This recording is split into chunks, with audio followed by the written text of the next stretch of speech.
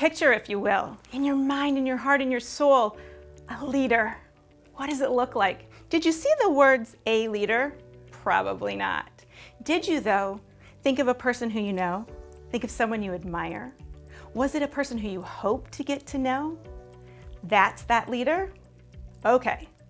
Now, put that aside. Pull out a mirror and look at it. You are a leader. Now, I don't mean I just gave you a promotion or a demotion or whatever that might feel like to you. And this isn't about your title, not about your position. It's about you. Because you are a leader. How so? You lead each day in each way you decide, you choose to think, to speak, to engage with other people. Hello, leaders. Now that we all know we're leaders, let's go on a little bit of a leadership journey, okay? We're gonna go backwards though. Let's go all the way back, if you will. Think about right before you started first grade. Wow, that might be a little while ago. What were you doing? I can tell you what I was doing. I was 5 years old. It was right before starting school. And you know what I got to do? I got to go on my very first diet because I was too chubby. Yeah, that's right. And you might be thinking, that's not what I was expecting. And you might be thinking, so? All right, let's jump ahead. Come with me, please, if you will. Before you got into high school, what was something you aspired to accomplish, that you even attempted to do that was different, and you got input? I ran for student council. And you know what? I lost because I wasn't cool enough or popular enough. And you might think, oh well, that was a while ago. Now, let's come a little closer to today. Think about your very first work opportunity. And remember that time you got to present, and you might have been dreading it or been excited about it? Well, I remember when I did, except I went to get feedback afterwards and I was told, we can't give you feedback because you look so young and your voice is so squeaky, it's hard to listen to you. Whew. Can you imagine? While you're thinking about this, you might be thinking, so what, Debbie, who cares? Here we are, you're doing okay, right? You're right. And that's part of what I'm asking you to consider, is if you think about a time that you go back to, was there a time when somebody said to you, hey, who cares what happened? Just get over it. And imagine if instead that person said, I care, and let's get through this together. What a difference that would make. And if you're wondering who cared back in all of those experiences that I shared with you, guess what? I did. Now, it didn't ruin my life, but certainly I cared. And I still care. Not because I'm carrying it as baggage or something to be concerned about or it really terribly affected my life.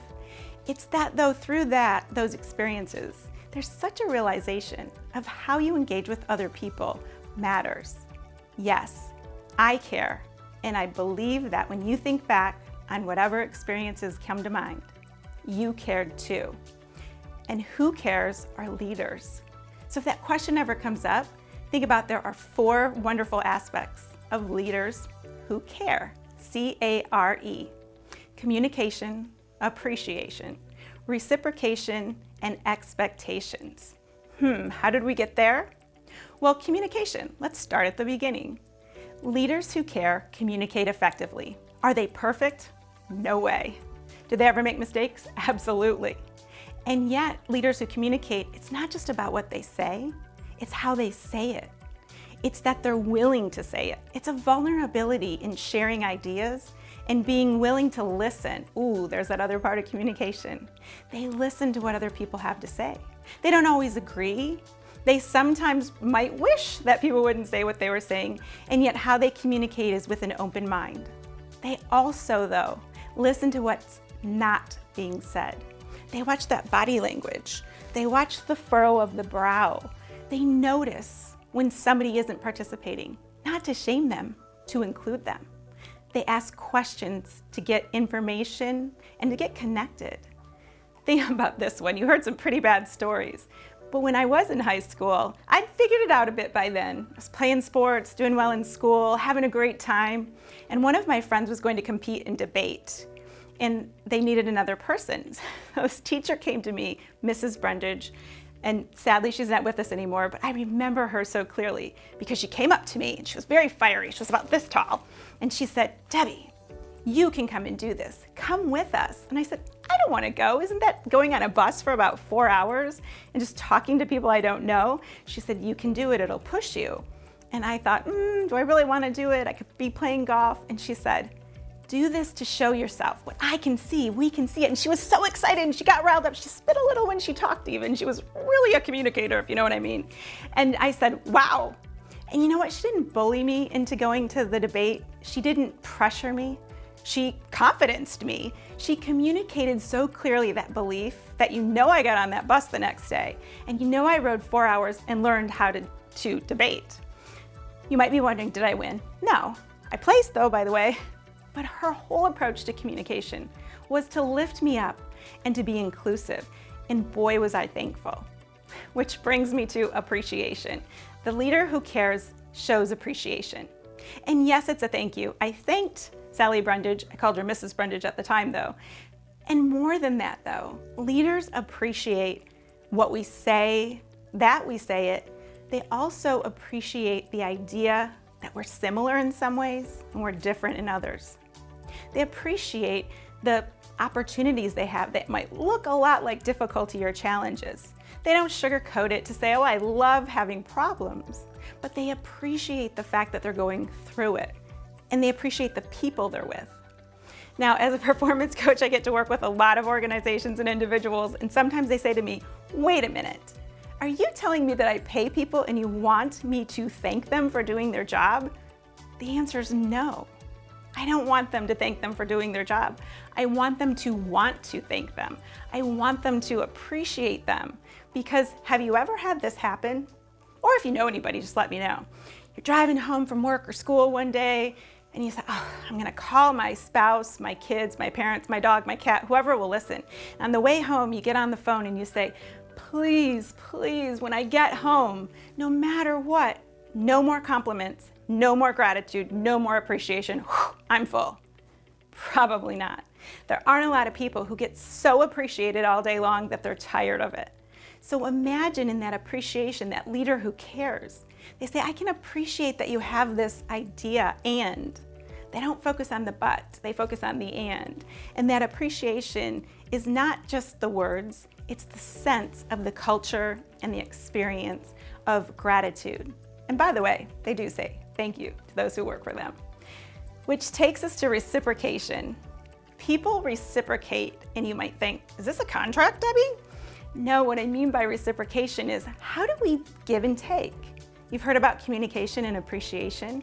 Reciprocation means we're willing, the leaders who care, to give feedback, and they're willing to take what may be criticism and hear it as feedback. Reciprocity is something that we don't necessarily think or talk about a lot, and yet when we reciprocate, when someone has some generosity or grace with us, we remember it not to keep score, rather to include them in experiences, because a reciprocity says, "I see you, and I appreciate that you saw me too, and in this we can do these things together." We may be on other sides sometimes, and yet you may want to think of reciprocity as respect. Here's a story about that one. So tying in the appreciation and reciprocity, I was thrilled when the first time I got to do a commencement address. You can imagine I was writing it and practicing it and getting ready, and it took me back to 1990, the University of Michigan, Ann Arbor, and Lawrence Kasdan delivering the commencement address for my class. Now you may know him from Star Wars fame and global impact all over with all of his talents. But I was introduced to him that day, and on that day, he said things that changed my life, and they were simple. He said, "If your friend's across the world and is getting married, go. If someone's across the street and they need your shoulder, go."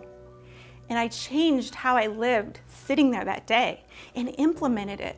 So when I was fast forwarded years, decades into the future, and I was preparing that, I thought, I want to let him know. So I wrote him a note. And I thought this might go in some fan mail, and I might never hear about it, but I wanted him to know because he deserved to. And you know what he did? He reciprocated. He sent back a handwritten note thanking me for sharing the experience and then wishing me well. I have that in my office when I leave the door and I see it each day, not because people will recognize it, but it reminds me that reciprocity and the reciprocation of a leader who cares is something that perhaps nobody will really identify, and yet we feel it, we know it, don't we? And that brings us to expectations. When we communicate, appreciate, and reciprocate, we can set expectations. Expectations, for some reason, has gotten a bad name. It's almost like it's a four-letter word. It's not. Expectations are not assumptions. They're not demands or commands. What they are is mutually coming together and realizing what you can expect of each other, what you can deliver and will be delivered back. So what you do with expectations is you set them together and then you deliver, you meet them. And in setting these expectations, a lot of times it's about saying to somebody, you know what, because you're so good at this, I'm asking you to do that, and I'm looking for it on this day. It's raising someone up. So expectations aren't putting someone down or being bossy. They're allowing people to really thrive. If you're wondering how to think about expectations, we do it every time we say we're gonna show up for lunch and we're there on time. That's an expectation. Marriage vows. You think about it, you tell the world the expectations that your partner can rely on for you, and you announce it, and then you live up to it. Now, if you don't believe in the sanctity of marriage, that's your choice. But if you think about expectations are around us, so the leader who cares shares those expectations and then holds himself or herself accountable to them and others accountable as well, in a mutual respect. So there you go. Leaders who care practice effective communication, appreciation, reciprocation, and expectations. And oh, by the way, that little journey we went on, let me bring you up here. You might think, well, how is this person who is too chubby, not popular enough, and way too squeaky and too young looking getting to share these ideas with the world? Well, it's that other part of care. Not only did I care, I cared. That D, that dedication. Imagine being that dedicated. I wasn't dedicated to the idea of proving people wrong or putting that aside or overcoming. It was the dedication to take that feedback and learn from it, and dedicated to be my best, not better than someone else. So if you want to be dedicated as a leader who cares, take out your mirror. You're right there. Share your communication, your appreciation, your reciprocation, and your expectations. And the next time someone says, "Who cares?" just say, "I do." Thank you.